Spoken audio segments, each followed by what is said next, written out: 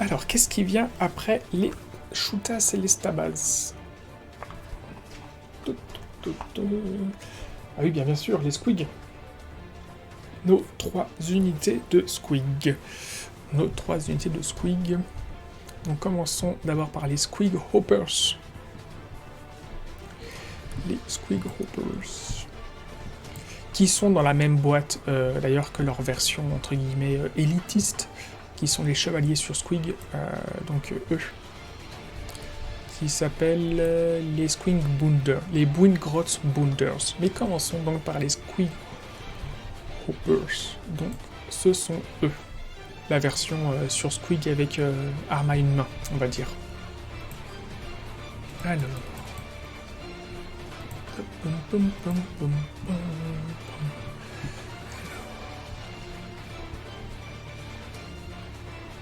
Ils doivent être ligne dans une...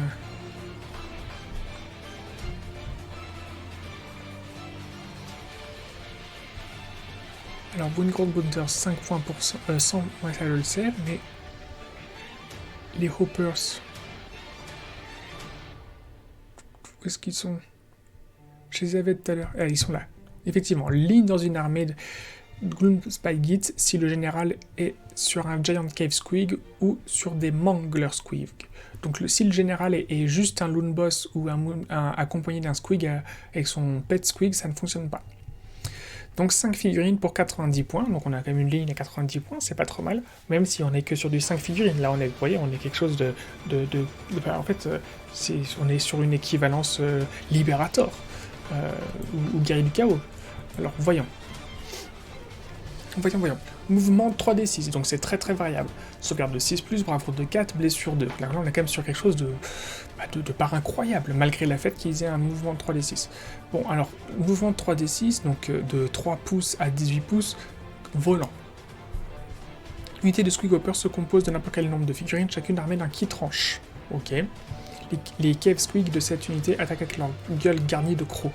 Donc, on n'a qu'un seul type d'armement possible. Des bonhommes qui sont sur leur Squig qui n'auront qu'un impact que très très très limité sur du corps à corps. Et des Squig qui par contre eux seront davantage efficaces. Attaque 2, toucher 4+, blessé 3+, perforation de -1, dégâts 1. Je veux très très très rapidement vérifier si ce sont exactement les mêmes Squig que les Squig Earths.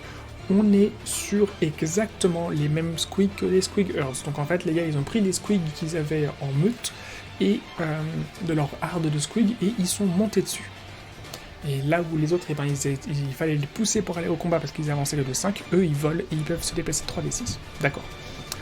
Le leader de cette unité est un Squig Hopper's Boss. Si vous pouvez ajouter 1 au jet de touche pour les attaques effectuées par son qui tranche. Ok, donc lui il est sur du 4+, mais de toute façon comme après il va rater son attaque, peu importe. Boing, boing, boing. Aptitude. Après que cette unité ait effectué un mouvement normal, choisissez une unité ennemie et jetez un dé pour chaque figurine de cette unité qui a survolé une figurine de l'unité choisie. Pour chaque jet de 4+, l'unité choisie subit une blessure mentale. Ok.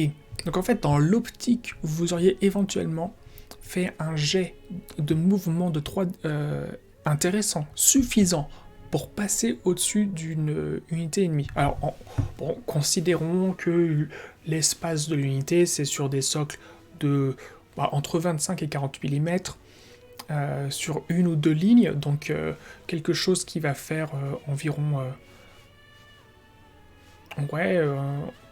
plus ou moins 8 cm de large, de profondeur, et que votre unité de Squig Hoppers, elle était à minimum, elle pouvait pas être plus proche que 3 pouces de distance, et elle finit à plus de 3 pouces, parce que on est sur du mouvement normal, donc on n'est pas sur du repli, on n'est pas sur de la charge.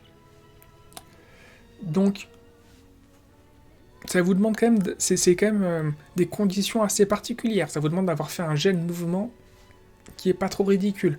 Par contre, ça veut dire que si vous étiez plus ou moins proche d'une unité adverse, et que vous souhaitiez vous rapprocher d'elle pour effectuer une charge, si vous avez effectivement effectué un grand jet de dés, et bien prenez cette règle en compte pour augmenter l'impact et la létalité de votre tour, de votre action, et bien effectivement, au lieu de vous retrouver, de vous positionner devant, passez au-dessus, passez derrière, et, et essayer d'infliger 2-3 petites blessures mortelles. Ce sera toujours ça de prix. Ce sera toujours ça de prix.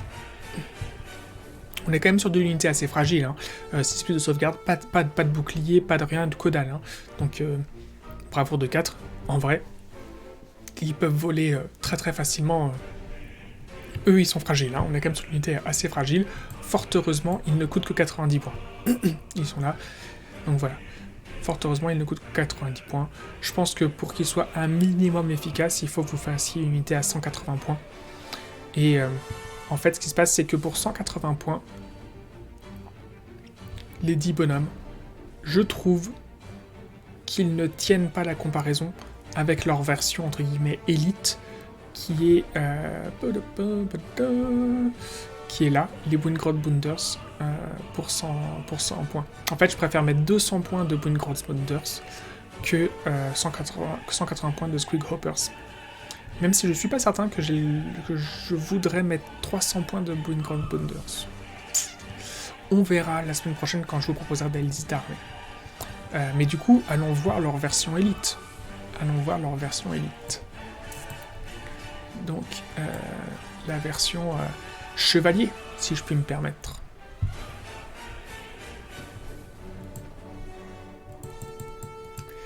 Donc eux, ils se déplacent moins vite. Par contre, on passe d'une sauvegarde de 6+, à 4+, donc ça fait quand même une grosse différence. Et une bravoure de 4 à 5. Alors, qu'est-ce qu'ils ont pour eux? Déjà, leur lance pointue qui a une portée de 2, mais ça peu importe, parce que ce qu'on veut, c'est que ce soit surtout il faut arriver à 1. Mais on passe de 1 attaque à 2 attaques. On passe un toucher de 5+, à 4+, un blessé de 5+, à 4+, avec une perforation de 1, dégâts 1. Donc on a vraiment, c'est le jour et la nuit en termes d'impact. On a des gobelins qui sont efficaces. On a malgré le fait qu'on ait des, entre guillemets, des squigs expérimentés, eux, les mêmes caractéristiques. 2 attaques, toucher 4+, blessé 3+, perforation de 1, dégâts 1. D'accord. Qu'est-ce qu'ils ont en plus? Ok, ils volent aussi, donc ils volent sur 2d6. D'accord. Ils sont équipés de lances pointues, les bonhommes, et les squigs sont équipés de leur... Les montures sont des montures équipées de leur gueule garnie de crocs. Parfait. Le boss, qu'est-ce qu'il y a le boss? Le leader de cette unité est un bounder boss, vous pouvez ajouter un au jet de touche aux attaques effectuées par sa lance pointue. Donc lui, il touche du 3+. D'accord. Boing crack. Après que cette unité ait effectué un mouvement de charge, laissez une unité ennemie à moins de cette unité et jetez un dé. Pour chaque figurine de cette unité, pour chaque jet de 4+, l'unité ennemi subit une blessure mentale. Alors, c'est une unité ennemie à un moins de cette unité et jeter un dé pour chaque figurine de cette unité. Donc d'accord. Donc en fait l'intérêt c'est que l'idée c'est que si vous arrivez à charger avec vos 200 points de Wingrod Bounders, donc vos 10 gars, vous allez infliger 5 blessures mortelles. Très bien.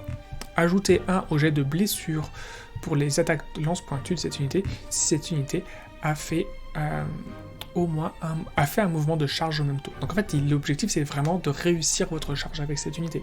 Voilà, vous n'avez pas le choix. L'intérêt c'est de charger avec vos Wingrod Bounders pour maximiser vos chances, vos impacts. Je suis à peu près certain. Alors oui, on a vu qu'il y avait la semaine dernière pas mal de règles qui leur permettaient de maximiser leurs chances de charge. J'ose espérer qu'il existe une règle, une aptitude qui leur permette de se replier et charger à nouveau. Je vais me permettre d'aller vérifier très rapidement si on a une règle comme ça.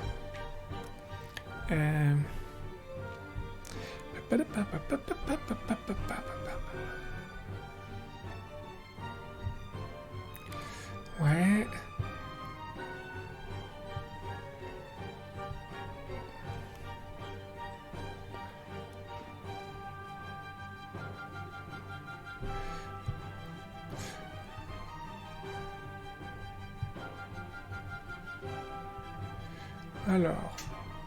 Alors, écoutez, là je ne vois pas, je ne pense pas, je n'ai pas noté d'informations à ce sujet concernant des facilités de charge ou quoi que ce soit. Je me permets...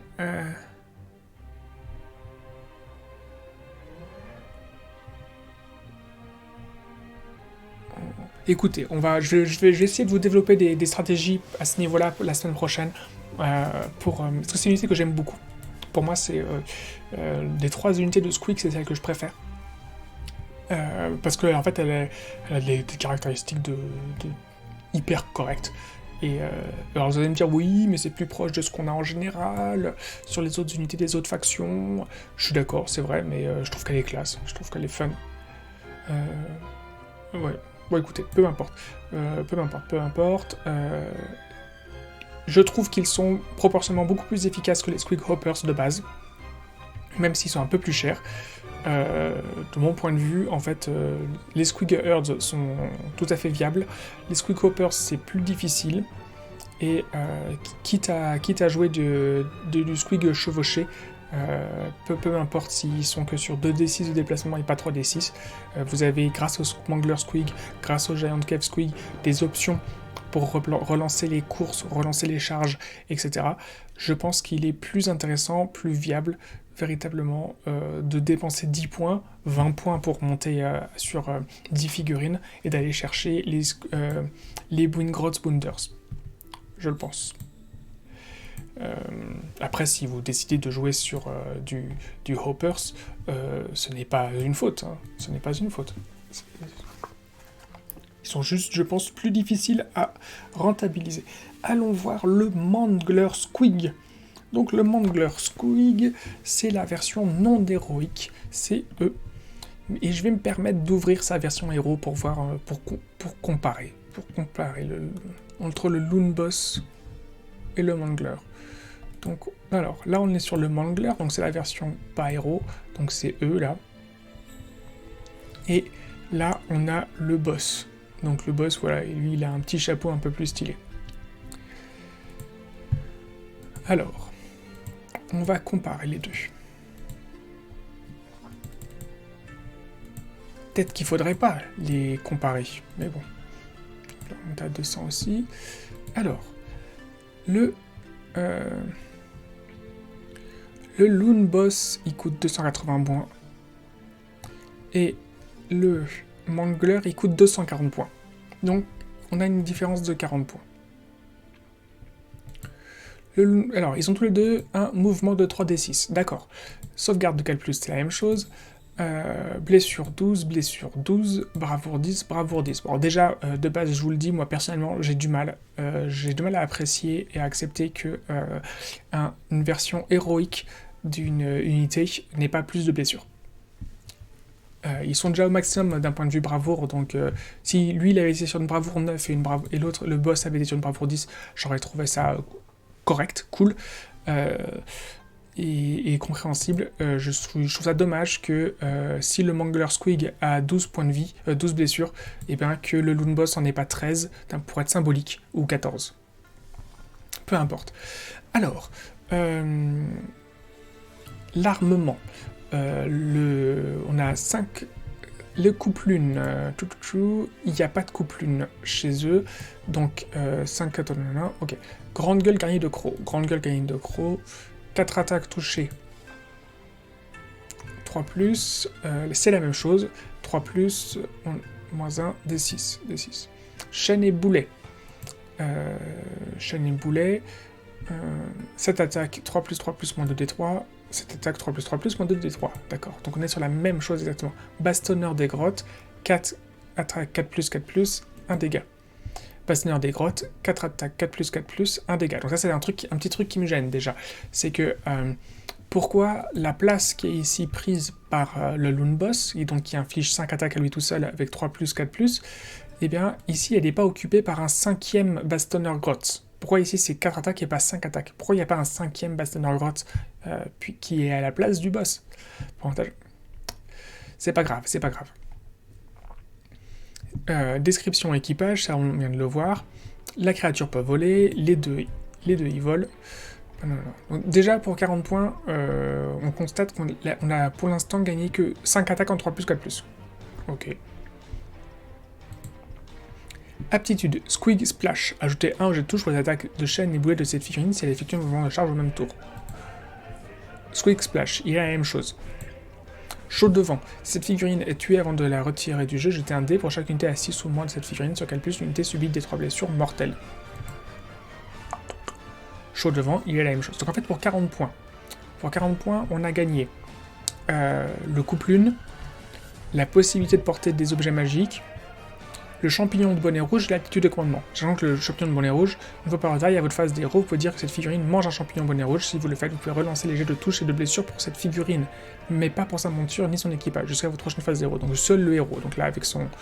le boss. Le boss peut relancer. Donc bon, ça c'est tout. Donc effectivement, c'est très relatif. C'est très relatif, mais quand même, ça lui fiabilise son toucher 3+, et son blessé 4+, qui sont quand même corrects. Donc, ok. Aptitude de commandement. Vous pouvez utiliser cette attitude de commandement au début d'une phase de combat. Si vous le faites, choisissez une figurine amie avec cette attitude de commandement. À cette phase de combat, vous pouvez ajouter un objet de blessure pour les unités Squig amies tant qu'elles celles-ci sont essentiellement un 18 ou moins de cette figurine. Donc, ok. Donc, on est sur une figurine qui va synergiser vos Squig. On a vu juste avant les Bounders qui auraient bien besoin d'être synergisés. Enfin, pour les rendre encore plus létales. Et on n'a que 40 points de différence. Pour moi...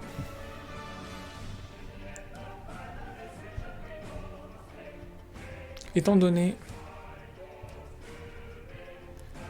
sa fragilité, on est sur une sauvegarde de 4+, on n'a aucune possibilité de fiabiliser sa sauvegarde, un mouvement hyper aléatoire, bon, une bonne bravoure, mais après c'est une figurine toute seule, et 12 blessures. Qu'est-ce qui se passe au niveau de la musique? Ouais, t'inquiète. Ah mais non, on est parti de ce que je voulais. Eh tiens, mets-nous ça. Voilà. Et ces 240 points, je ne vous cache pas que de mon point de vue, cette figurine de Mangler Squig est un peu trop chère. Et je verrais bien 60 points de différence entre sa version héroïque et sa version lambda. Vous allez me dire que je pinaille pour 20 points, oui, mais comme on a vu qu'on avait des unités qui étaient pas chères, et même pour les unités chères, hein, mais là c'est encore plus vrai parce qu'on a des unités pas chères, et 20 points peuvent faire la différence pour placer des petites troupes qui s'y permettent de synergiser et tout ça. Donc, je ne vous cache pas que... C'est pas pour ça, hein, mais je pense en fait que pour 240 points, étant donné la différence de puissance qu'on a et d'impact en jeu, d'intérêt en jeu, et quand je parle d'impact, je parle pas de façon de pour cogner, je parle d'impact de synergie avec son aptitude de commandement, et bien, pour moi, en fait, ce ne serait pas lui faire défaut que par exemple de lui baisser sa bravoure à 9 et de le faire passer à 220 points.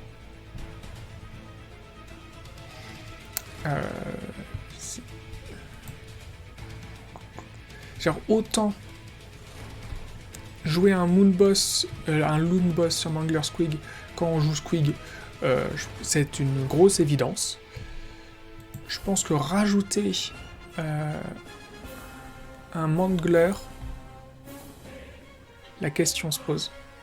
La question se pose carrément. Je pense qu'en fait, si on joue full Squig, et ben, quitte à jouer un deuxième Behemoth, et ben on payera les 40 points pour aller chercher un deuxième Loon Boss pour pouvoir avoir démultiplié nos options de synergie de nos unités Squig.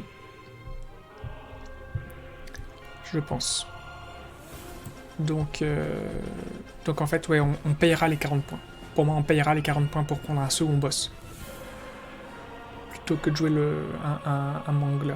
Ou vraiment, si on est ric-rac à la fin, il n'y a pas le choix, on peut pas se permettre de prendre les 40 points, donc on ira prendre la version non héroïque. Mais vraiment, quoi. S'il n'y a pas le choix. Mais je pense qu'on, quitte à choisir, on fera en sorte d'aller prendre les... Si on veut vraiment un deuxième, on ira prendre un deuxième boss. Un deuxième héros. C'est mon opinion, je pense qu'effectivement, voilà, en termes d'impact. Après, il cogne aussi... Après, le monstre en lui-même cogne aussi fort. Le monstre en lui-même cogne aussi fort.